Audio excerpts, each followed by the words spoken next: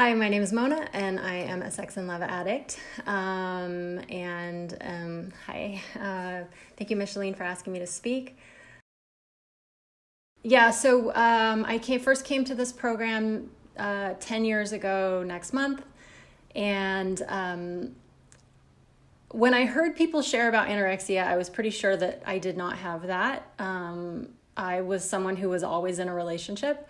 And I came here because of acting out behavior. But I was trying to 12th step somebody from Al-Anon into S.L.A.A, and she wanted to go to a meeting, and the Sunday night anorexia meeting was the only one that she could make it to. And so I was like, oh, I don't want to go to that. But I went with her, and she didn't relate at all. And I was absolutely blown away. I couldn't believe that there was a name for this, this thing that I thought was just me. I thought I was the only person in the world, and I was just broken, and nobody could possibly understand. And I found out there was a name for it, and there was a room full of other people who related and who had a solution.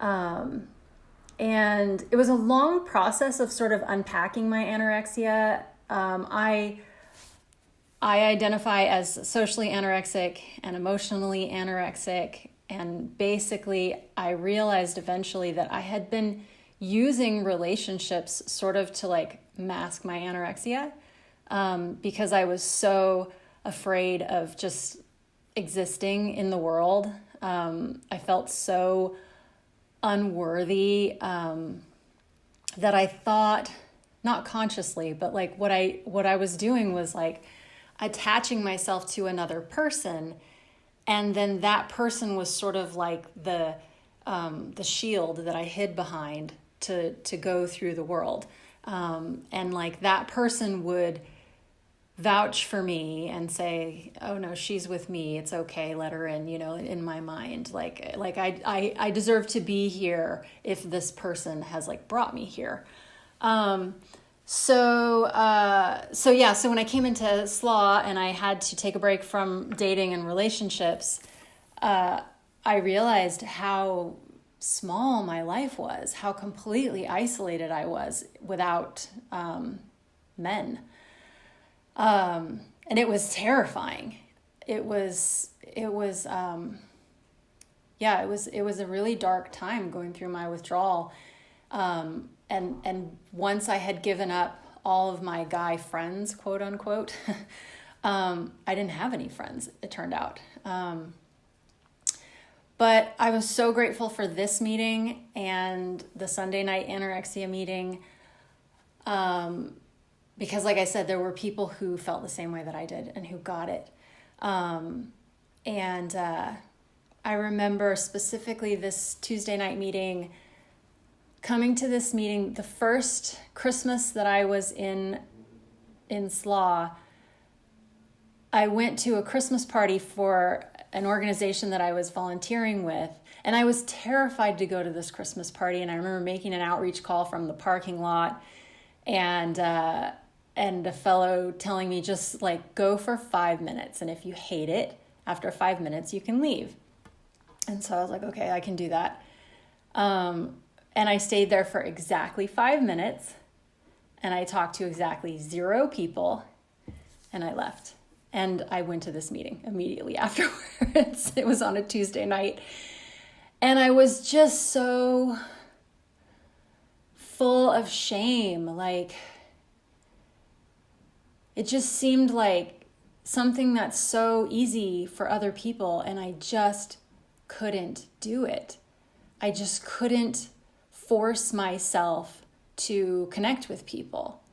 And I had been trying my whole life. Like, I had read all the books, and I had been in therapy, and even in my other 12-step program, I'm trying to take contrary action, and just, I really, in S.L.A.A, they define anorexia as the compulsive avoidance of intimacy. And for me, it really was compulsive. Like I was powerless over my avoidance. I could not change it by myself. So I came in this program and, I set bottom lines, which were mostly around acting out. I set top lines, which had a lot more to do with, recovering from anorexia.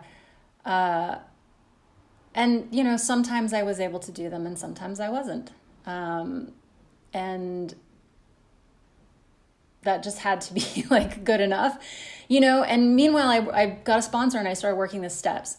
And so coming to believe in a power greater than myself is a huge part of recovering from anorexia. Like I needed to be able to turn this addiction, the anorexia addiction, along with, the acting out addiction, over to the care of my higher power.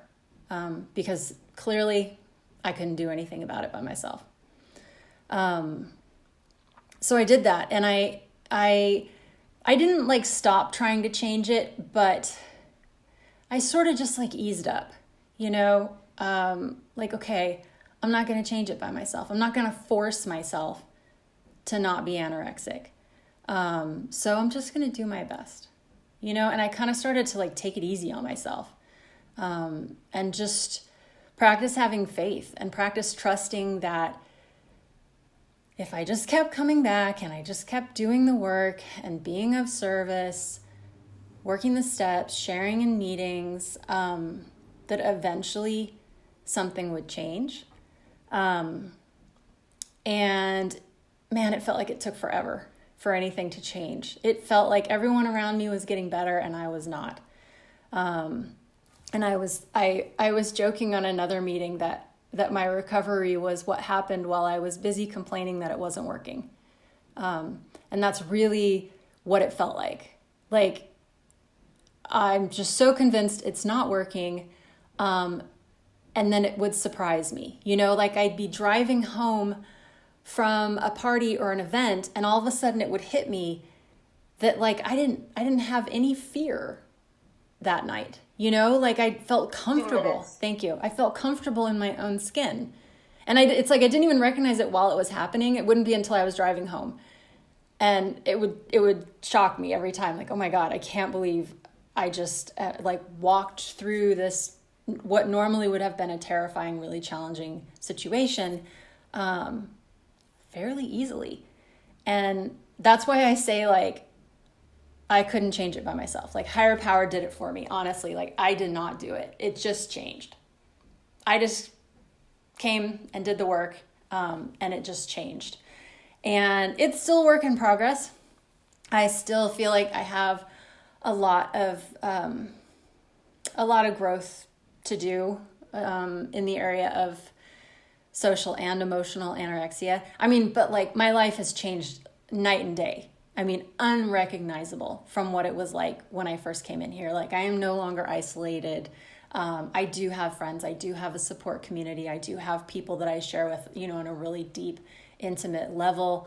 I'm in a healthy relationship with emotional intimacy for the first time in my life. I thought I knew what it was. Turns out I had no idea. And there's always more work to be done.